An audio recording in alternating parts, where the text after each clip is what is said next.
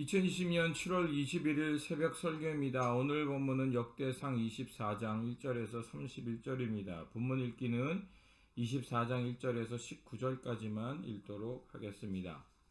아론의 자손의 계열들이 이러하니라. 아론의 아들들은 나답과 아비후와 엘르아살과 이다말이라. 나답과 아비후가 그의 아버지보다 먼저 죽고 그들에게 아들이 없으므로 엘르아살과 이다말이 제사장의 직분을 행하였더라. 다윗이 엘르아살의 자손 사독과 이다말의 자손 아히멜렉과 더불어 그들을 나누어 각각 그 섬기는 직분을 맡겼는데 엘르아살의 자손 중에 우두머리가 이다말의 자손보다 많으므로 나눈 것이 이러하니 엘르아살 자손의 우두머리가 16명이요 이다말 자손은 그 조상들의 가문을 따라 8명이라.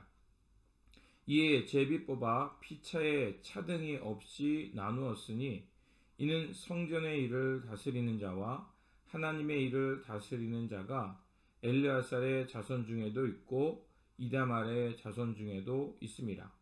레위 사람 느다넬의 아들 서기관 스마야가 왕과 방백과 제사장 사독과 아비알의 아들 아히멜렉과 및 제사장과 레위 사람의 우두머리 앞에서 그 이름을 기록하여 엘르아살의 자손 중에서 한 집을 뽑고 이다말의 자손 중에서 한 집을 뽑았으니 첫째로 제비 뽑힌 자는 여호야림이요 둘째는 여다야요 셋째는 하림이요 넷째는 수오림이요 다섯째는 말기야요 여섯째는 미야민이요 일곱째는 학고스요 여덟째는 아비야요 아홉째는 예수아요 열째는 스가냐요 열한째는 엘리아삽이요 열둘째는 야김이요 열셋째는 훗바요 열넷째는 예스부암이요 열다섯째는 빌가요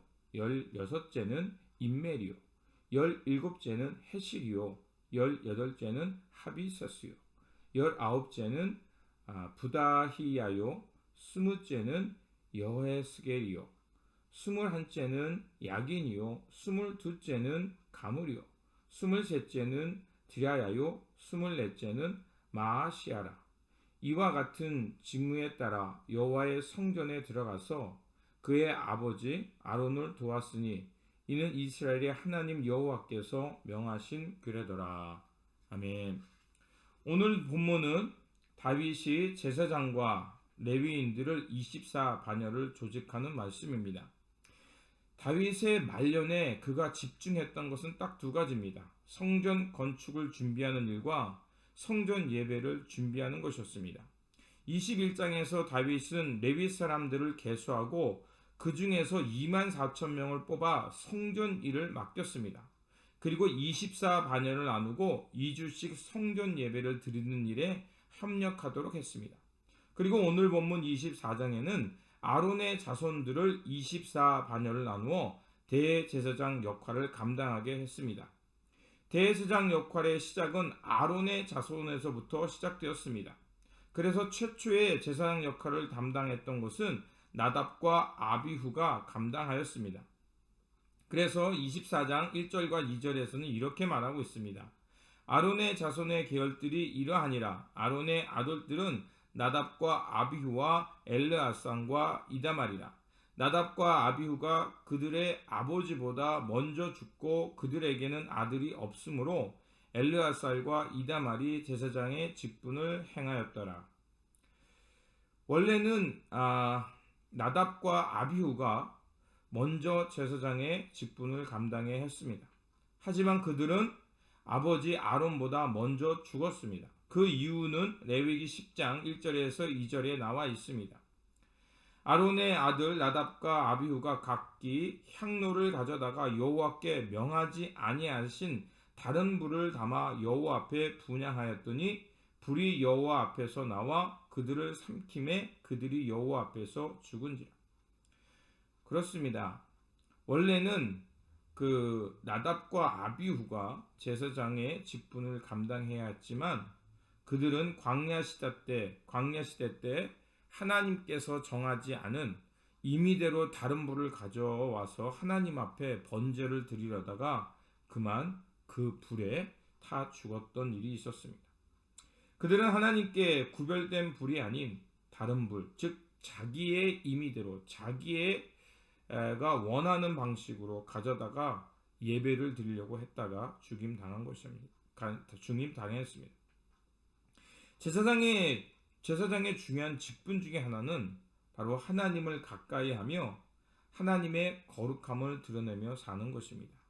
우리는 그것을 하나님의 영광을 드러낸다고 말합니다.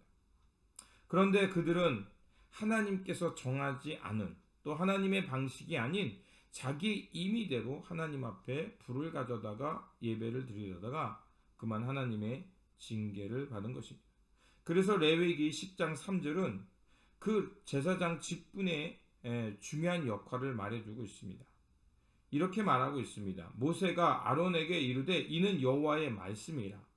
이르시기를 나는 나를 가까이 하는 중에서 내 거룩함을 나타내겠고 온 백성 앞에서 내 영광을 나타내리라. 그렇습니다. 하나님 앞에서 직분을 감당한다는 것은 여호와께 가까이 나간다는 것입니다. 즉 세상과 구별되어 하나님의 방식을 따라 산다는 거죠. 그렇게 해서 하나님의 하나님됨을 드러내는 것, 즉 하나님의 이름을 높이게 하는 것, 하나님의 구원의 사건을 드러나게 하는 것, 그것이 바로 직분 맡은 자의 사명이라는 것입니다.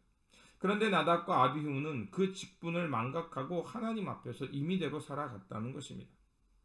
직분을 감당하는 것은 막중한 책임이 따름을 알아야 한다는 것입니다. 그런데 나답과 아비후는 직분은 맡았지만 하나님 앞에서 거룩함과 구별됨을 망각했다는 것입니다.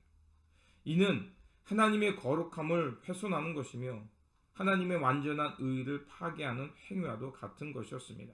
그래서 하나님께서는 그들이 가져왔던 불로 그를 심판하며 태워온 것입니다. 나답과 아비후는 다른 불로 하나님 앞에 가져온 것은 바로 하나님의 방식이 아닌 자기의 방식대로 자기의 임의대로 하나님을 제단했다는 것입니다. 우리는 그것을 기억해야 합니다. 오늘날 예배도 마찬가지입니다. 우리가 너무 형식화되지는 말아야 합니다. 하지만 우리가 예배자로서 예배의 직분을 감당한다는 것은 하나님을 가까이 하는 중요한 일입니다. 그리고 예배자로서 하나님 앞에 나아가 하나님의 거룩함을 훼손하지 않도록 우리가 먼저 하나님 앞에서 우리에게 허물이 있는 것은 아닌지, 우리가 하나님 앞에 회개하지 않은 것은 있지 않은지 점검하고 하나님 앞에서 우리의 죄를 다 고백하고 하나님의 예수 그리스도의 보혈을 힘입어서 하나님 앞에 나아가는 것이 바로 예배자의 모습인 것입니다. 바로 제사장의 직분은 그만큼 중요하고 거룩한 직분임을 오늘 본문은 우리에게 말하고 있는 것입니다. 또한 다윗은 제사장 그룹을 24반차로 나눴다라고 말합니다. 그 이유에 대해서 말해주고 있죠. 그 이유는 24장 4절에 보면 엘르아살의 자손 중에 우두머리가 이다말의 자손보다 많음으로 나눈 것이 이러하니 엘르아살의 자손의 우두머리가 16명이요 이다말의 자손은 그 조상의 가문을 따라 8명이더라. 그렇습니다. 엘르아살의 자손이 16명이 있었고 이다말의 자손에게는 8명이 있었습니다. 그래서 그 둘을 다 합친 것이 24명이었기 때문에 그들을 제비 뽑아서 각각 제사장 직분을 맡겼습니다. 그래서 5절에 이에 제비를 뽑아 피차에 차등이 없이 나누었으니 이는 성전의 일을 다스린 자와 하나님의 일을 다스리는 자가 엘르아살의 자손 중에도 있고 이다말의 자손 중에도 있습니다. 그렇습니다. 하나님은 그들의 수에 따라서 공평하고 평등하게 직분을 맡기고 또 수가 많은 자에게는 더 많은 수를 주었다는 것을 볼 수가 있습니다. 그렇습니다. 하나님은 우리에게 평등한 구원의 은혜를 내리십니다. 그렇지만 우리가 또한 잊지 말아야 할 것은 하나님은 공평하신 하나님이시라는 것입니다. 여러분, 공평하다는 뜻이 무엇입니까? 일률적으로 똑같이 다 주는 것은 공평한 것이 아닙니다. 그거는 평등입니다. 공평하다는 것은 fair, 즉 많은 수에는 많은 그 수만큼 주는 것이고 적은 수에게는 그 적은 수만큼 몫을 주는 것입니다. 그래서 여호수아가 12지파를 나누면서 수가 많은 지파에게는 더 많은 지역을 줬습니다. 대표적인 얘기 므낫세 반지파죠. 그래서 므낫세 반지파는 요단강 동편, 므낫세 반지파는 요단강 서편. 이렇게 수가 많은 지역의 사람들에게는 지파에게는 더 많은 영토를 나누어 주었던 것을 볼 수가 있습니다. 그게 바로 페어입니다.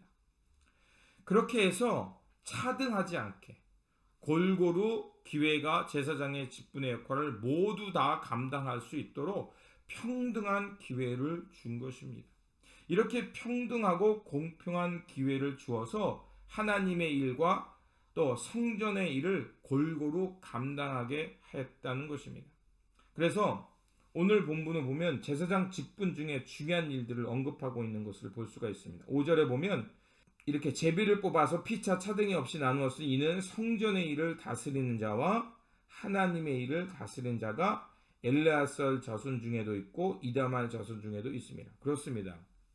누구에게 더 많이 성전을 다스리는 준 것도 아니고 또 어떤 자손에는 또 더 많이 하나님의 일을 주는 게 아님이었습니다.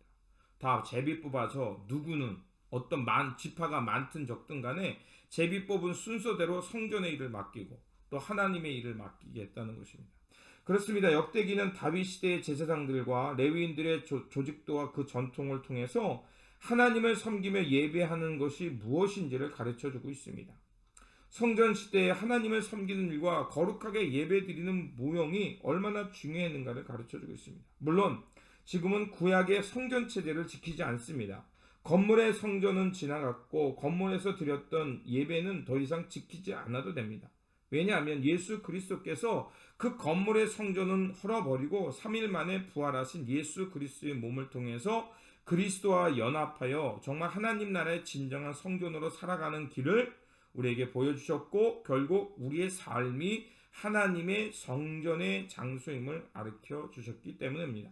그래서 우리는 건물의 성전이 아닌 그리스도 안에서 연합하고 연대하여 하나님의 진정한 성전으로 지어져 가고 있는 것입니다. 그렇기 때문에 우리는 하나님의 성전으로서 이 공동체와 이 사회 속에 우리가 해야 될 사명이 있고 직분이 있습니다. 그건 뭡니까? 하나님 앞에 거룩한 예배를 드리며 우리가 또 우리 교회가 서 있는 이 땅에서 하나님의 공평과 평등, 질서와 평화를 이루는 것이 바로 하나님의 뜻이며 우리가 감당해야 할 직분이라는 것입니다. 그러므로 하나님의 거룩한 성전으로서 또 하나님께서 우리에게 거룩한 직분을 주시고 그 직분을 맡은 자로서 우리가 할 수 있는 일에 최선을 다해서 하나님의 공평과 의와 평화의 삶을 실천하고 또 하나님 앞에 거룩한 예배를 드림으로 하나님의 거룩한 성전, 하나님 나라의 예배자로 살아가는 저와 여러분이 되어야 할 것입니다.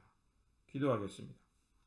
거룩하신 하나님, 하나님은 아론의 자손들을 통해서 거룩한 직분을 공평하게 맡기셔서 하나님의 성전과 이스라엘 백성들을 다스리는 역할을 잘 감당하게 하시어 거룩한 예배와 영광을 드리게 하셨습니다.